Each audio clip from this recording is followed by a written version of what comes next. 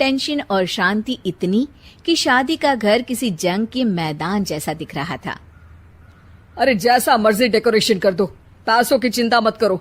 इतना पैसा जब लड़के वालों को दे दिया तो फूल वालों को देने में मुझे क्या दिक्कत है? अरे धीरे बोलो ना, साफ लग रहा है कि फ्रस्ट्रेटेड हो।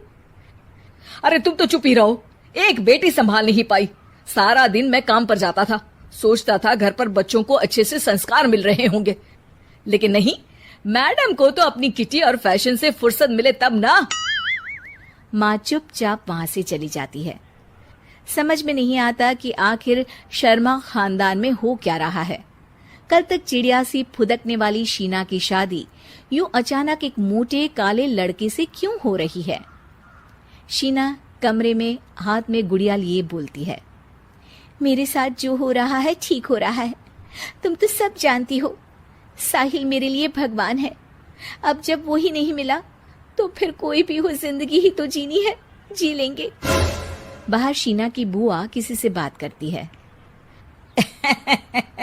अरे मोटा नहीं, उसे तो खाते पीते घर का कहते हैं। अब ओबेरॉय का नाम भी किसी को बताने वाली बात है। उनका इकलौता लड़का तो करोड़ों की सामी तो है ही। अरे हमारी शीना बिटिया तो रानी बनेगी, रानी। इन सब के बीच कहीं कोने पर शीना हाथ में मेहंदी सजाए बैठी थी और आंखों में आंसू सजाए। और वो समय भी आ जाता है जब शीना मंडप के नीचे हाथ में वरमाला लिए खड़ी होती है, लेकिन तभी अफरा तफरी मच जाती है। कोई कहता है, अरे लड़के की माँ को हार्ट अटैक आ गया। अरे अच्छी खासी थी, कैसे हो गया? अरे कहते हैं ना, किसी किसी लड़की के पैर अच्छे नहीं होते, हो सकता है कि मनहूस है ये लड़की।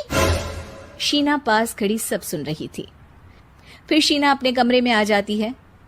शादी ये कहकर नहीं होती कि लड़की मनहूस है। अब लगातार शीना के लिए लड़के देखने आते, लेकिन आस पड़ोस या किसी के कहने पर शादी हर बार टूट जाती। लेकिन एक दिन, अंकल, मैं काफी दिनों से आपसे मिलने की कोशिश कर रहा था, लेकिन हिम्मत नहीं हो पा रही थी।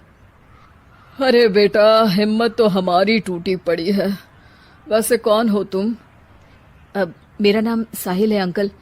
मैं शीना से प्यार करता हूँ और उसी से शादी करना चाहता हूँ। अरे अब तो किस जात के हो ये भी मायने नहीं रखता। बेटा, मेरी बेटी मनहूस है।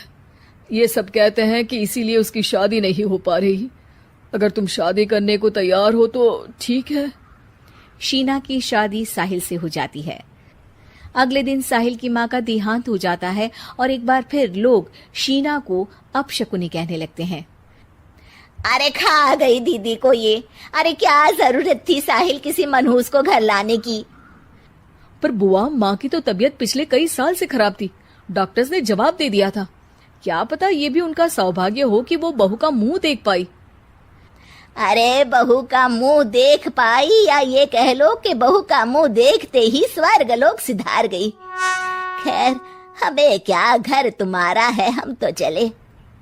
अब शीना को खुद पर ही शक होने लगता है कि कहीं सच में वो अपशकुनी तो नहीं। साहिल, हम दोनों की शादी नहीं हुई होती तो अच्छा था। देखो ना, कैसे पहले मेरी शादी टूटती थी और अब तुम्हारी माँ भी। अरे ऐसा कुछ नहीं होता शीना, अपशकुनी वगैरह कुछ नहीं होता। ये सब तो ईश्वर के खेल हैं। वो शादी तुम्हारी इसलिए टूट गई क्योंकि तुमको मेरी पत्नी बनाना था, और माँ का जाना तो तय था। वो काफी बुजुर्ग थी, साथ ही एक ऐसी बीमारी से जूझ रही थी जिसमें डॉक्टर्स भी उन्हें नहीं बचा पाते। शीना साहिल की बात सुनकर तसल्ली कर लेती है और वहां से चली जाती है। अगले दिन